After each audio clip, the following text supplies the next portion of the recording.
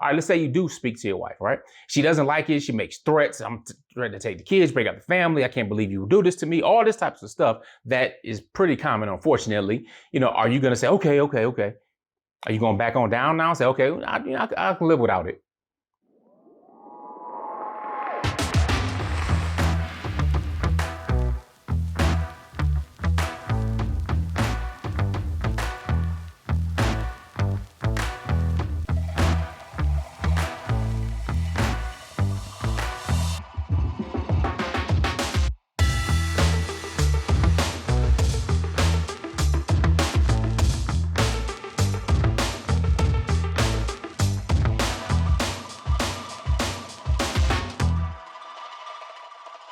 Assalamu alaikum, peace. I'm Coach Nazir, one of the founders of Outstanding Personal Relationships, as well as one of the authors of Let's Talk Polygamy Uncensored.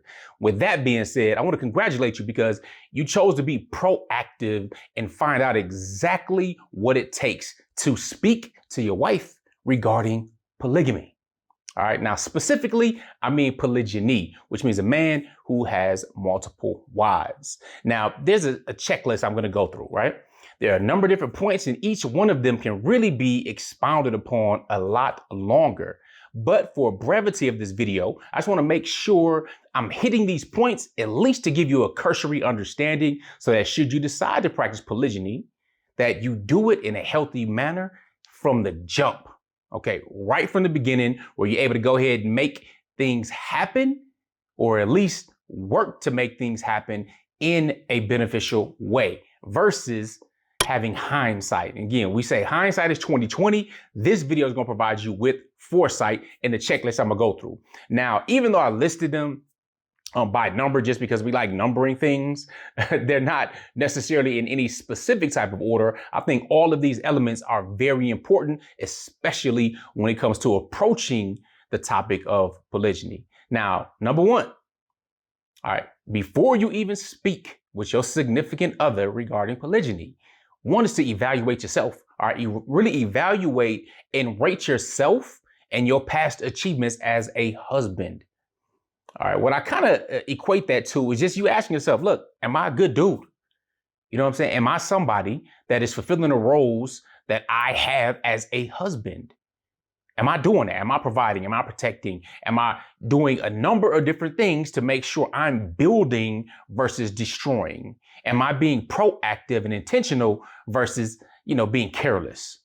Okay, that's number one. You really have to grade yourself because polygyny is not for everybody.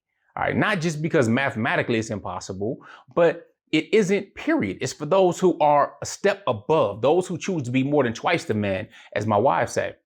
So that's the first thing you do. Evaluate yourself, give yourself a report card on whether or not, all right, you're doing what you're supposed to be doing as a husband. Now, I'm assuming you are, even though I may not know your specific situation. I'm assuming you are because you want to find out more about this and you're being proactive. So that shows that you have some strategy within yourself. So number two, you have to weigh the ramifications. Okay, either you're going to practice polygyny or you're going to choose not to practice polygyny. And for whatever reasons or desires you chose, that's really up to you. And what I mean by the resentment part is, listen, all right, let's say you do speak to your wife, right?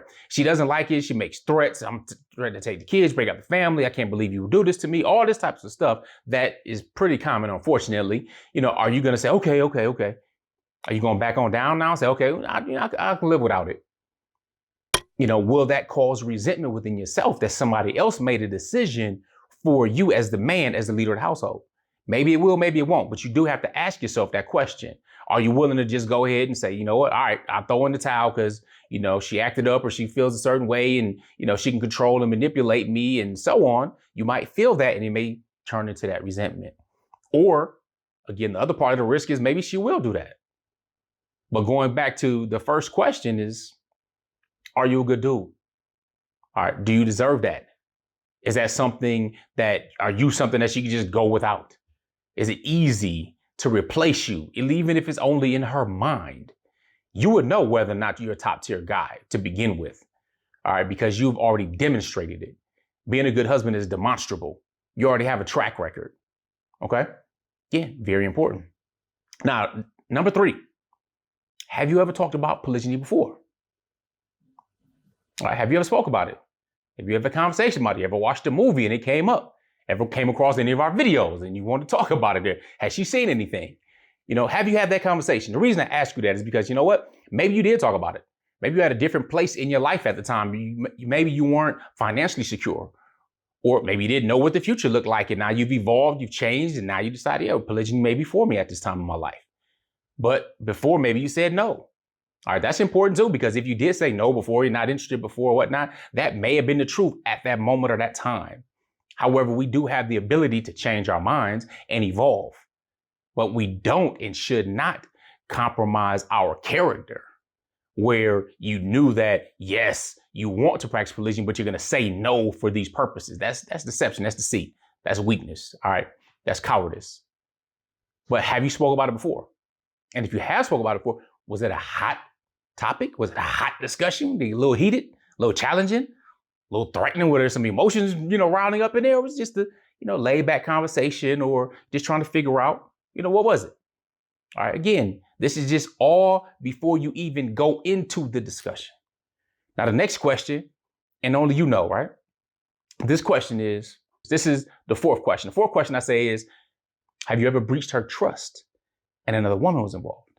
See, this is challenging because if you have done something like that, then that can stir up all kind of negative emotions based upon your previous behavior. Hence, I talk about having strong morals and a strong character. But if you've done that before,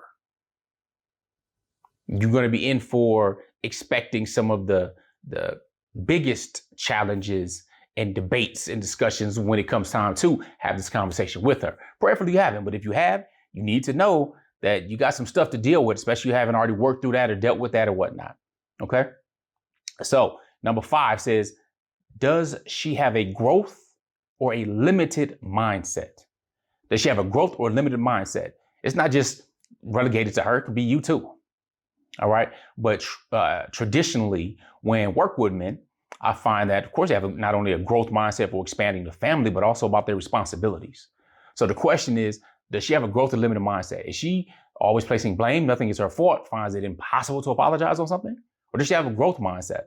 Understand that things do change and having accountability about her actions and different things she does and, takes account and responsibility for when she may act up or misbehave on some things or say something that's out of order or whatnot.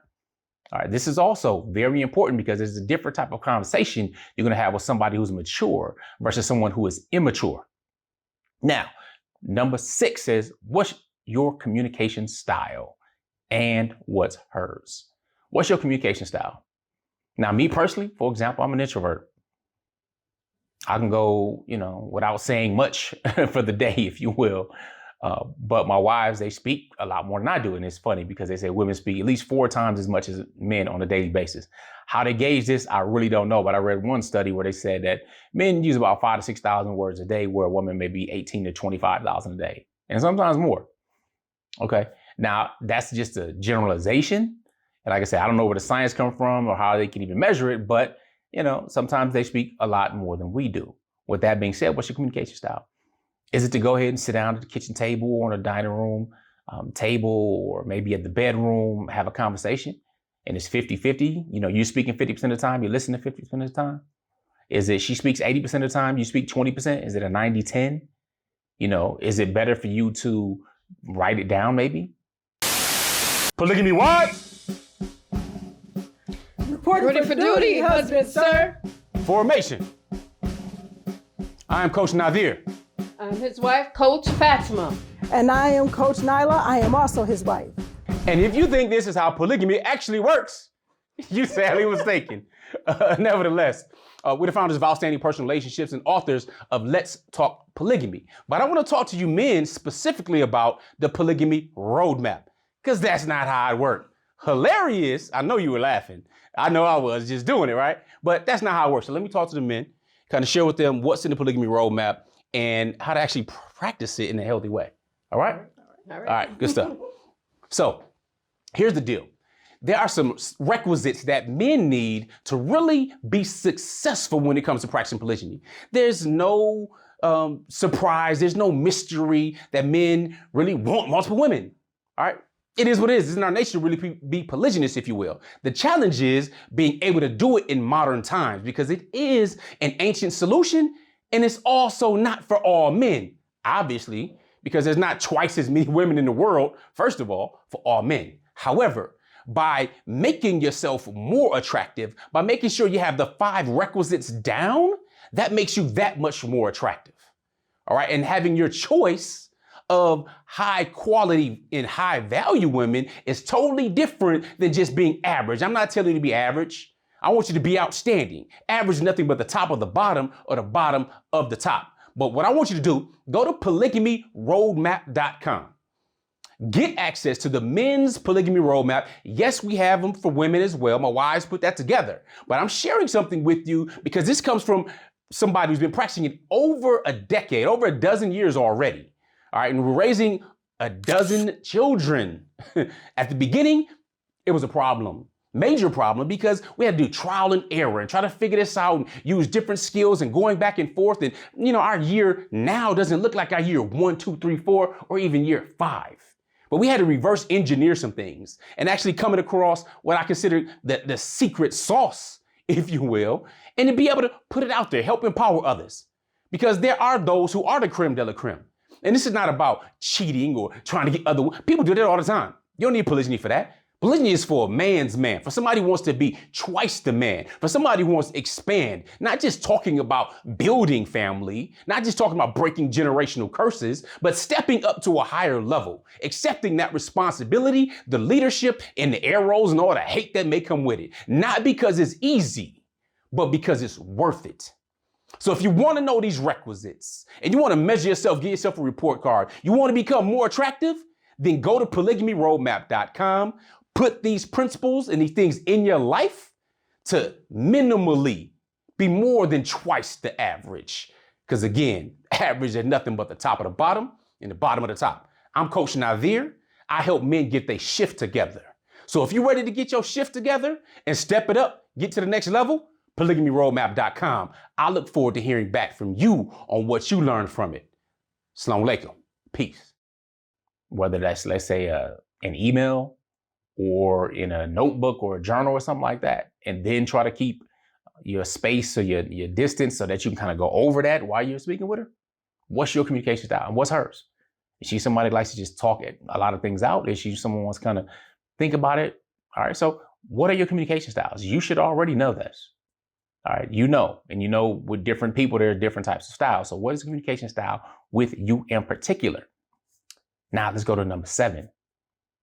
Number 7, I asked you to ask yourself, does she have any traumas that can be triggered? Does she have any traumas that can be triggered? This is very, very important. Sadly, many of us don't get treated for the traumas, whether it be therapy or personal development, anything regarding self-growth over traumatic issues. Okay, so we have to be very, very careful that we know the person that we're married to, that we want to have the conversation with when it comes to polygyny. All right, there may be abandonment issues, there may be betrayal issues, there may have been other physically traumatic events, all right, whether that be sexually, whether that be physically, verbally, or what have you. So there are many different types of things. Now, that doesn't mean, somebody has a trauma, you don't speak with them. No, that's not what I'm saying. I'm asking you as a man, and as you're strategizing to have a conversation, to consider all of these elements. Because if there are some triggers or some unresolved traumas, and there's something called ACEs, and I'm not going to go deep into this, but ACEs are adverse childhood experiences that we all have, okay, that we all have, some worse than others, all right? But if there are unresolved traumas, they can raise their ugly heads when we want to have a discussion about something like polygyny. All right, it may bring back feelings of loss, despair, all kinds of negative things that may come out, and a person will act out and not even really know that they are triggering or is attaching something else in the past. But you need to ask yourself that. How well do you know your wife and any type of past traumas, if she's even shared them? Unfortunately, sometimes wives do not share this information. Family does not share this information before people get married. They don't know about it. A lot of husbands don't know about it until after they start talking about polygyny. They may have been married 10, 15, 20 years and not known some things that have happened long ago that the polygamy discussion has triggered. Okay. Now, number 8, I'm going to ask you about what is her MBTI, Myers-Briggs Typology Indicator, and what is yours? What is your MBTI? That's basically a quiz at humanmetrics.com. You can take it and find out. It's an abbreviated quiz you can take there, but you can find out what personality type you are. And I like the MBTI, the Myers-Briggs Typology Indicator, because I've seen it, man, it's about 85 to 90% accurate. Okay. It's not foolproof, but it's 85, 90% accurate. But what are your types? Have you taken it? If you have taken it, you remember it. All right. There's 4 letters that come along with it. What is hers? Find out more about it. You can both take the quiz and everything else and find out your personality types and learn more about it, because it is absolutely on point when it comes to communication, your styles and everything else. All right. Find those things out. Now, here's the thing. All right. Honesty and compassion. Nah, we live in a Western society that's dog eat dog. All right. You do you, I'm gonna do me. It is what it is. All right. You can get what you get. So with that being said, I'm just gonna share just some basic principles that are important to understand. One, as a man, you are the leader, or you should be the leader. Now, I don't like the word should, because people should all over themselves at all kinds of things. But as a man, you should be leading your family, right? Women in general, they have an inherent nature to be gentle, and they really should be dealt with that way. That means that we have to demonstrate some empathy and provide some reassurance when we're having this conversation. All right, not allow our emotions to be on our sleeves or think that she needs to think like us or react like us in a certain way. All right, it can be challenging, especially if there's love and she loves you, which she should. She's married to you. All right, so it's not an easy discussion to have. That's why you're trying to figure out how to have it to begin with, because you also love her and you care for her feelings. I know this. So it's best practice to learn these things when you are approaching the conversation versus doing it afterward. All right, they will value your honesty because it shows some courageousness, first of all, and a concern for their feelings and emotions. But feelings and emotions, again, they're supposed to be felt. That doesn't dictate your decisions. But they do want to be heard, which is very important. That doesn't mean you have to bow down. It just means they want to be heard. Okay. And doing it in a wise way by demonstrating having some empathy and compassion. Now, they might need time to process the conversation.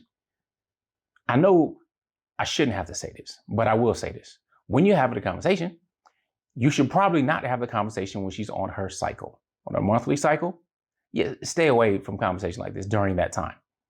Okay, we don't know what that's like. We'll never understand it. Whether it's giving birth or the menstrual cycle, we will never know what that is. The hormonal ups and downs that come along with that. Women to tell you, look, I was on my cycle during that time, or I was PMSing at this time, and so on. And it does affect their behavior and their ability to really get things.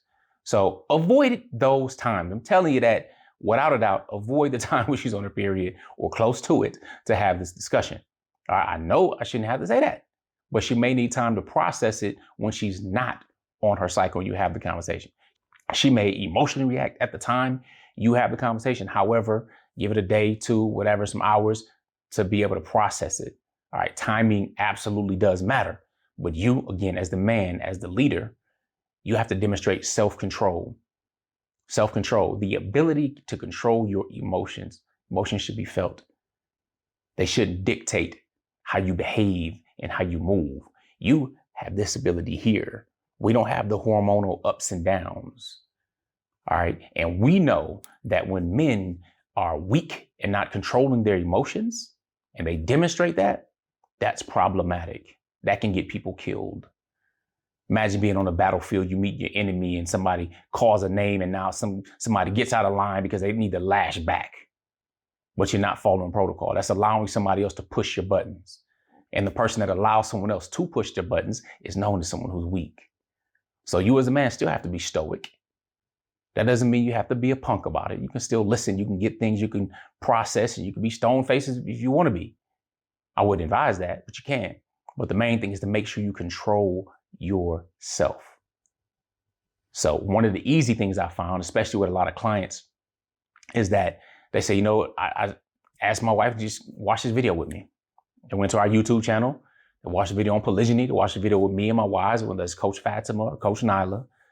All right. And we were talking about polygyny. We talking about some real stuff that you're not going to find out in social media world, just in general, unfortunately. But this is an ancient form of marriage that has many modern day benefits. But regardless of that, having a conversation, keeping these things in mind, puts you in the best path to do it in a healthy manner. So with that being said, I'm Coach Nazir. I help people get their shift together. So if you want the checklist, to download the actual worksheet and checklist, that the things that I went over in this video, make sure you go to outstandingpersonalrelationships.com/men. outstandingpersonalrelationships.com/men. That should be in the description below. Go ahead and download it. And if you made it this far in the video, I want you to put the words demonstrating your manhood below. Demonstrating your manhood below to let me know you saw the whole video, you vibing with it. And if you want some other videos that I only share with men, not on social media, make sure you go to outstandingpersonalrelationships.com/men and get the free video series that I set up for brothers. All right, with that being said, remember, a wish changes nothing, but a decision changes everything. Assalamu alaikum. Peace.